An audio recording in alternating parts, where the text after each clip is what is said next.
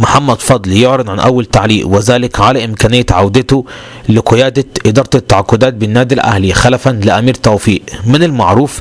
أن محمد فضل كان هو مدير التعاقدات للنادي الأهلي،